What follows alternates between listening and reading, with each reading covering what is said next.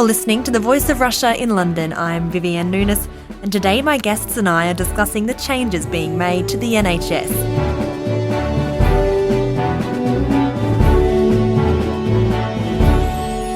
Just months after coming to power in 2010, the coalition government announced sweeping changes to the National Health Service.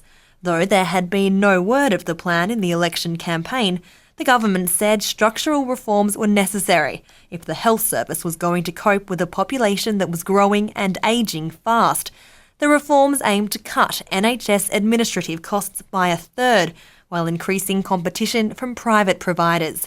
Some say the changes sounded the death knell for the NHS, famous for its core principle, free at point of use. Others say reforms are necessary to make UK healthcare more efficient, because the system simply can't keep going the way it has been. Nearly 2 years since the Health and Social Care Act was passed into law, we ask, are the reforms working? Or is the NHS itself now in A&E? Joining me to discuss this are Dr. Jackie Davis, a consultant radiologist and co-editor of NHS SOS, How the NHS Was Betrayed and How We Can Save It. On the opposite side of the debate is Dr. Christoph Lees. He's an obstetrics consultant and one of the founding members of the Civitas Doctors Policy Research Group. Finally, joining us on the phone is Gwyn Bevan. He's a professor of policy analysis at the LSE. Thanks everyone for joining me here at the Voice of Russia in London. Now, to begin with, the outgoing head of the NHS, Sir David Nicholson, recently told a Health Select Committee that privatisation and competition were not proving to be a success. Was he right, or is it too soon to judge? I'll start with Dr. Christoph Lees. Well, it's very difficult because whenever anyone talks about privatising the NHS, you're left wondering exactly what is being privatised. So does it mean that hospitals are being wholesale sold off to the private sector? Does it mean that GPs become effectively private companies? We don't really know.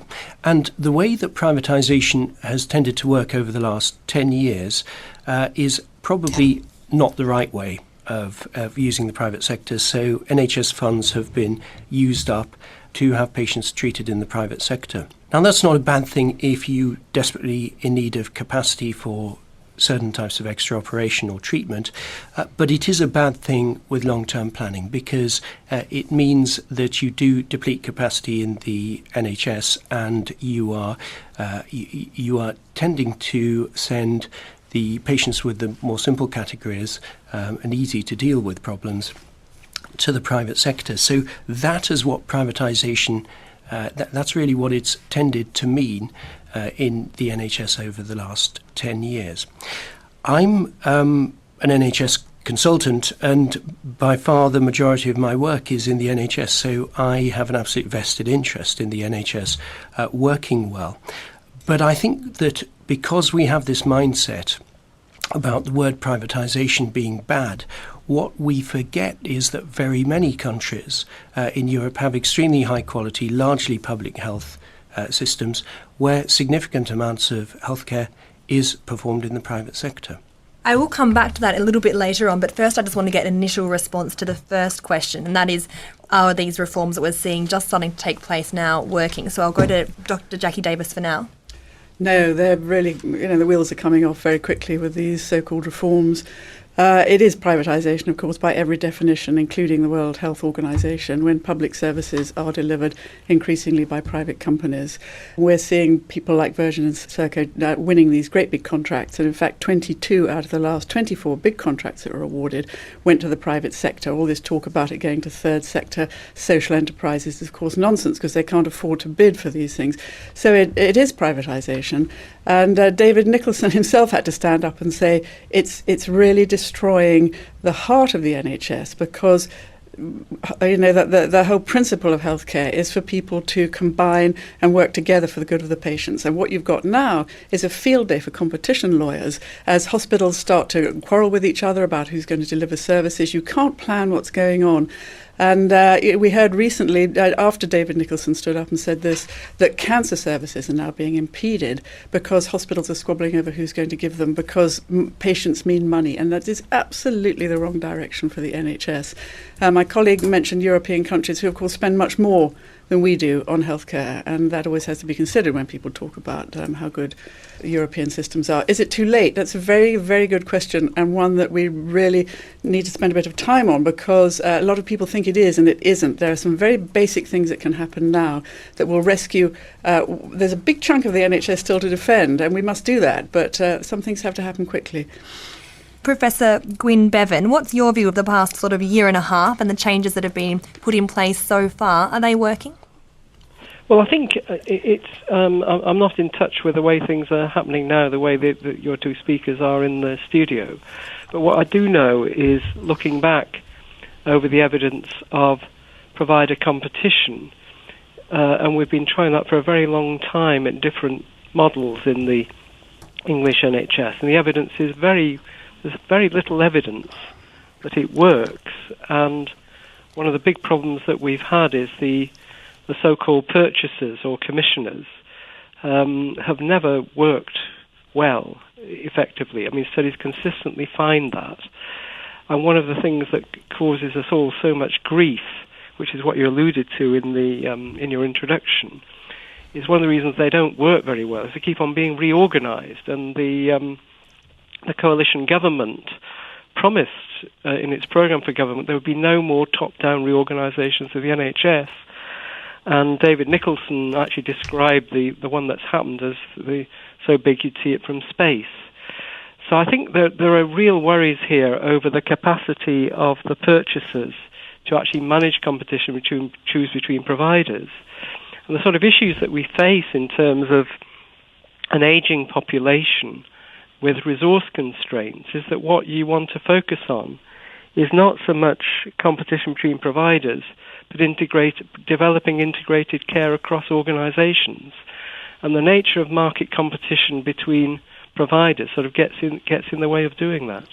I want to come back to something Dr. Lees mentioned earlier. You've said there's a system that many European countries have adopted that works perhaps better than what's happening here in England. I know you've suggested a social insurance funding model. How does that work? It's a very popular model if we just take France, Germany and Switzerland. In fact, it is the model that the NHS might have become, and we wouldn't be sitting here in this studio had it become that. When William Beveridge in 1941 was commissioned to write a report on social and health care, he came out with a very innovative scheme allowing everyone access to health care. So every person in the country had a social insurance premium. And he said that it was a peculiarly English solution in that you would have universal coverage, but you could also pay above that what you wanted if you wanted to access different sorts of healthcare in different sectors. He didn't quite say that, but that's paraphrasing. And what it means on a simple level is that individuals, let's just take Switzerland, you can purchase a social insurance policy. In fact, you have to. It's compulsory. It's a little bit more expensive than the NHS. In fact, it's considerably more expensive than the NHS pays per person, per capita, per year. But it gives you choice. And it also means that many publicly provided hospitals and independent sector provided hospitals are thriving and doing extremely well. And it furthermore means that if you want to purchase an aspect of care that wouldn't be funded through that basic premium, you would be free to pay on top of that if you wish to. But it does mean that everyone gets a very good basic standard of care. Now, we heard earlier that England and Wales spend a little less than many European countries. That's true, but it spends about the same in public health spend. So the difference between us and the Swiss Germans and French is the amount of voluntary pay, the amount of money that people pay on top of that for their health care. And there is a lot of evidence to suggest that patients in the UK are perfectly happy to pay a little extra to access sorts of healthcare that they wouldn't normally. But at the moment, private healthcare, as it is in the UK, is cripplingly expensive. So the vast majority of people on middle and lower incomes cannot access private healthcare. That is something that social insurance could change. And it could also mean that NHS hospitals would suddenly find a funding stream that they previously didn't have and bring in revenues into the NHS, which we all know and love. Can I just come in there? A few years ago, I wrote a paper with a Dutch scholar, Vivienne van der Ven, on thinking about it was the Netherlands pioneered this system of competing social insurers. I thought it was an interesting one to consider for England.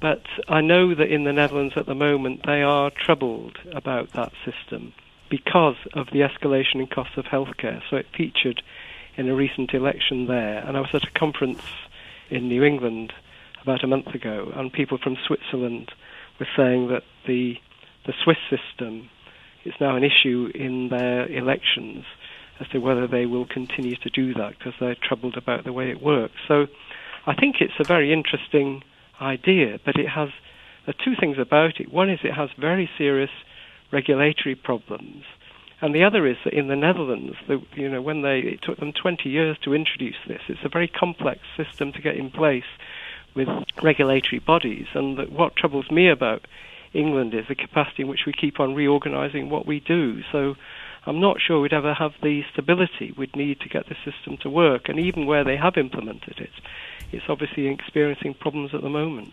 Those points are absolutely well made. I, too, travel around Europe and occasionally outside Europe to look at healthcare systems and have these debates. And the one unifying factor of every healthcare system is that everyone always complains about their own. So the Swiss, the Germans, the French, the Canadians, and of course the Americans, which is a completely different story, always complain about their own health systems and the cost of them. So I'm not sure I would judge the success of a model based on that. If there was a perfect way of delivering healthcare, we'd all be doing it. So we've all got different ways of doing it, and I don't think there's anyone who does it in quite the same way. The fact is that by a lot of international standards, we do have the most cost-effective healthcare system in the world. And before this government came in, and I'm not making a political point, I'm just saying that's when these reforms came in, it was at its most popular ever, and where the outcomes were really improving. So it wasn't broken when they came in and started these reforms, and it really didn't need fixing. And now we've seen all the problems that have arisen from their decision to have another disorganisation, as my colleague said here. The problem with this rather two-tier system that's being described is that one of the great things about the NHS is that it's been equal for everybody, and you couldn't come in and pay a bit of extra for a top-up or a co-payment, because once you go that way, you have a two-tier system, and then people start to feel, well, that guy in the next bed's paid for a bit more than I can have, and doctors have to start thinking about this person can afford this and that person can't afford it. We've never had to say as doctors in this country, somebody under the NHS can have it and somebody else can't. You know, there's a lot of talk about the money, the big financial problems for the NHS at the moment, but the fact of the matter is that because of what somebody's referred to already as the purchaser-provider split, in other words, you divide the NHS in two and, one side buys from the other, the administrative costs, and people's eyes, of course, glaze over when you start talking about this, but it's very important in terms of finances. The administrative costs have gone up by about 10%. And with a budget of 100 million, that's £10 billion a year spent on administering a market which really nobody thinks works. So if you want to claw some money back that we can invest into a system that was actually working very well before it was turned on its head, then take that £10 million back. There are other things we can do, of course. But if you have a rump service and then people can pay for better, the danger is you end up with a poor service for poor people. You're listening to The Voice of Russia in London. I'm Vivienne Nunis, and on today's discussion programme, we're assessing the Coalition's reforms to the NHS. Dr. Davis, you've said there's risks in creating a two-tier system, but is there no room for perhaps some sort of privatisation for elective surgery or things that would otherwise clog up the health service? Is there no room to give people the choice to perhaps pay for operations that might not be necessary? Well, there's already a private healthcare system in this country, of course, and as my colleague has pointed out, that tends to be rather expensive, and they make a lot of money out of the NHS. But what we would like to see as people who defend the publicly funded and publicly delivered NHS is an NHS which is comprehensive, and it is possible for that to happen now. The problem is once you start giving contracts out to the private sector, the cost goes up. The transparency goes down. They're no longer accountable. The National Audit Office have recently produced a big report, which unfortunately nobody noticed, saying we've got real worries about this outsourcing to the private sector because we don't know what they're doing. They're not subject to freedom of information. We don't know about their profits. We don't know about their outcomes. And guess what? They're not paying taxes. They're taking their money to offshore accounts. So they're not even putting the money back into this country. So there are a lot of problems. I'm not so ideologically committed to the NHS. I wouldn't say if it helps patients, then let's put some of it out to the private sector until the NHS can manage. But those of us who fight for the NHS believe that the NHS can manage if it's properly funded and properly managed as it used to be. Several interesting points there, and I'll be as brief as I can. We don't just have a two-tier system. We have a three-tier system. We have those that can't get what they can get locally, which often, not always, but often isn't very good. We have a very highly literate and educated middle sort of group of middle-class professionals, people who push for what they want to get, and they generally do, and who can blame them. And then you have the wealthy who go privately. So we have an explicit three-tier system. The key is to get some of those people who are disadvantaged and disenfranchised because we patronisingly think the state must provide everything for them and they're not intelligent enough to work out how to spend their own money, and they end up getting at the bottom of the pile, and they would if we had a purely publicly funded, publicly delivered service. Professor Bevan? There are a set of complex, interesting issues here, but I mean, at the heart of what the current reforms are about is a belief for which I see very little evidence that provider competition will work and improve healthcare. And when I was discussing the Dutch model with Vivienne van der Ven, who's the scholar who's a big architect of the reforms and very enthusiastic about them, a few years ago, he was saying that what's happened in the Netherlands through the reforms, it's shaken up the insurance markets. They've gone from a large number of insurers to a relatively small number. And clearly there have been savings there. So that was beneficial in terms of addressing the issues they had through a social insurance scheme. But there's hardly any change at all in the delivery of care.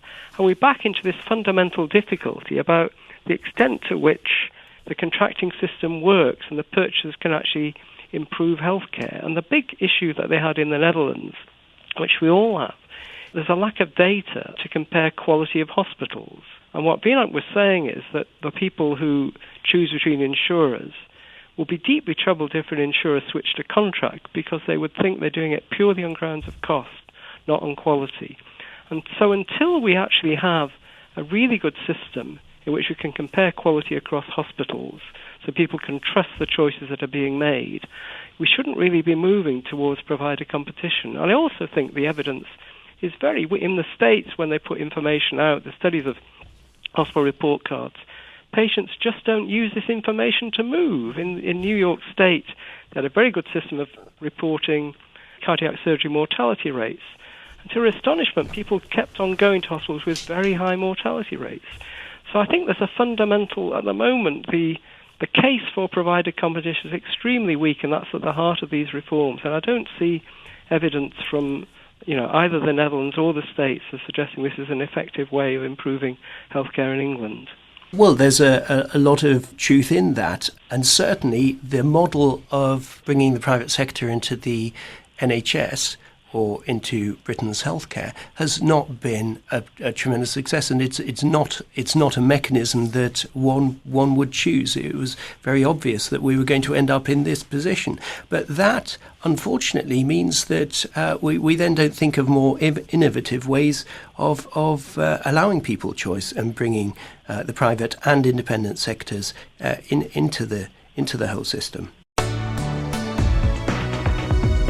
You're listening to The Voice of Russia in London. I'm Vivienne Nunis, and today my guests and I are discussing the changes being made to the NHS. I'm joined by Dr. Christoph Lees, an obstetrics consultant and founding member of Civitas Doctors Policy Research Group. Also in the studio is Dr. Jackie Davis, a consultant radiologist and co-editor of NHS SOS, How the NHS Was Betrayed and How We Can Save It. Joining us on the phone is Gwyn Bevan, Professor of Policy Analysis at the LSE. Dr. Jackie Davis. The real problem is that nobody seems to be addressing at the moment is that we've lost 50% of our hospital beds in the last 20 years, and that simply needs to stop. I was speaking to an A&E consultant a couple of days ago about this so-called crisis and asking him, is there a crisis and why? And he said it's about this loss of hospital beds. We've got very acutely ill people in A&E. The government pretends that we don't need hospitals, but in fact, if you work in one, you'll still see they're full of ill people. And we can't get them a bed because they've had all these bed cuts. cuts, particularly under the private finance initiative. A lot of hospitals lost beds. And then once they're in the hospitals, we can't get them out again because the replacement services that were supposed to be put in place to keep patients in the community simply haven't materialised. There's also 50% vacancy rates in A&E consultants at the moment. And so there is a lot of pressure on the system. But unfortunately, nobody ever says that the NHS is perfect, and it clearly needs to evolve and improve the whole time. But it has been re-disorganised every 2 years for the last 30 years. So when you've got no stability, you can have the best system in the world, but if every politician who comes along reorganises it to suit their own ideology, which is certainly what happened when the coalition came in, the staff have no stability, and you do not have the stability to look at the system and say, OK, there are things going wrong here. Within a stable system, we'll address them and try and get them better. So the staff of the NHS, and by that I mean the frontline staff, are constantly dancing on a moving carpet, trying to accommodate all these changes while looking after patients. And of course, the managers are subject to these huge political pressures, which they then pass down to the staff. So all sorts of predictable problems occur with bullying and fudging waiting lists and that sort of thing. What the system needs, which is basically a good system, is some time to settle down, look at itself, improve itself, but not to be changed by not a lot of people. Is that possible at this stage, though, Dr. Lees? If we look at many European countries, and I'm sorry to go back to social insurance, which, as you can tell, is a hobby horse of mine, we find that there are many more beds in the hospitals. They don't operate at this ridiculously high level of occupancy that we do in the NHS. There's no doubt that this will always mean every time you're tipped over the edge by a flu epidemic or cold weather or asthma because there are problems in the air, suddenly you fill up and you clog up everything. So in a drive to run very efficiently in the NHS, we don't run efficiently because the occupancy is far too high. Why aren't those beds occupied in Europe then?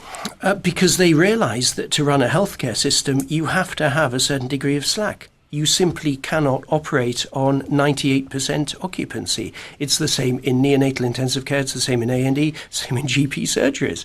If you have every appointment filled and every seat full, you will not be able to respond properly. But if we go to another fundamental point, which I think is the way of dealing with this, is not to reorganise. I absolutely agree with my other two colleagues here that reorganise after reorganise, the supply side of this, which is the hospitals and clinics, is absolutely the wrong thing to do.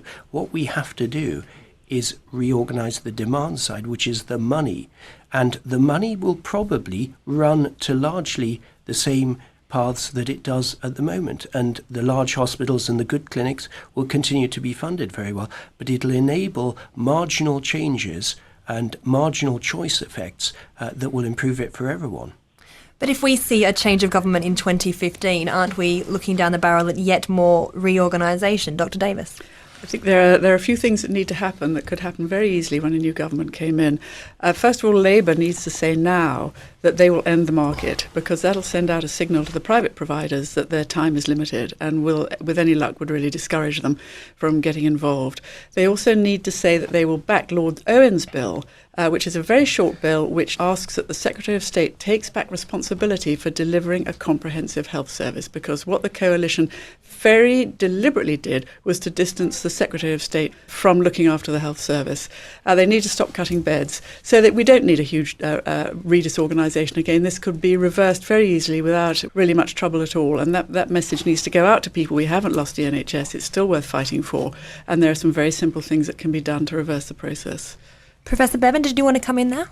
It's a really good question, and I think that it's very difficult because on the one hand, we're all in agreement. There's this constant organisational turmoil. There's such a distraction, and in part, I think the reason we're in the mess that we're in is because people have taken their eye off the ball. Instead of thinking about, I mean, Stephen Dorrell's select committee, in effect, made this point. He was a former Secretary of State for Health in the last Conservative administration, that at the time of austerity stretching so far as the eyes can see, the last thing you want is people to be worried about how you get a completely new complex system like this to work.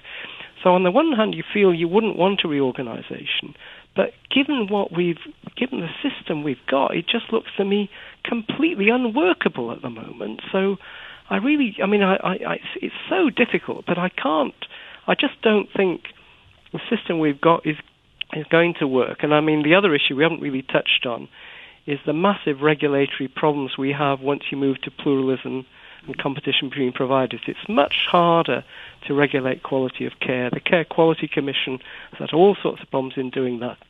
And you've then got a separate economic regulator. So, and I, like many others, don't think that division of regulatory responsibility works. And the final point I'd make is what's interesting is that in the United Kingdom, Scotland has actually abolished the purchase provider split, gone back to an integrated healthcare system. I'm working on a report at the moment comparing the 4 countries. And Scotland seems to be matching English performance now. And my prediction is that in a few years' time it will be outstripping the performance of the English NHS. To draw this debate to a close, I'd like to ask each of you what you would do if you were put in charge of the NHS or given the health portfolio in Cabinet for a day. What would you do, Dr. Lees?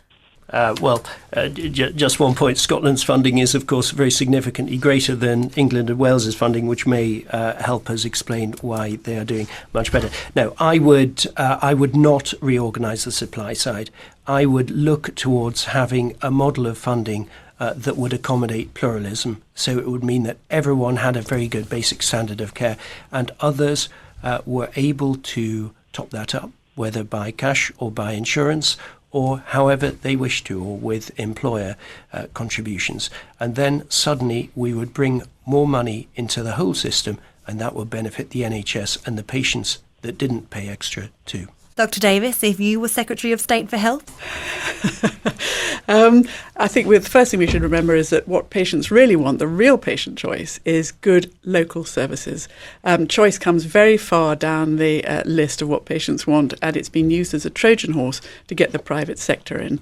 I wouldn't go for top-ups and co-payments. I think they lead to two-tierism. I would stop the privatisation process. I would take back to centrally the PFI debts, which are crippling hospitals at the moment. And I would be very proud of our NHS because I think it's a terrific social institution that people rightly value, and we've got to get it back from the vandals. And finally, Professor Gwyn Bevan, if you could wave a magic wand and improve the NHS, what would you do? Can I just make one point about the England-Scotland comparison, which is that although Scotland has higher per capita spend than England as an average, if you look at the northeast, the level of spend in the northeast region is similar to that in Scotland. That's the one we were using for these comparisons. As regards the future, I mean, I just think the whole market-based provider competition is a mistake, and you ought to move towards, I think, a process of evolutionary change so you can better have integrated care, particularly between primary, community and hospital services. And I think the provider competition just gets in the way of doing that. So you'd want to have a gradual evolutionary change to a high-performing integrated healthcare system. Well, it's clear this debate will continue right up to the next election and beyond, but I'm afraid that's all we have time for today. I'd like to thank each of my guests for joining us. Dr. Jackie Davis, consultant radiologist and co-editor of NHS SOS, How the NHS Was Betrayed and How We Can Save It, Dr. Christoph Lees from Civitas Doctors Policy Research Group, and Dr. Gwyn Bevan, Professor of Policy Analysis at the LSE. Thanks everyone for your time.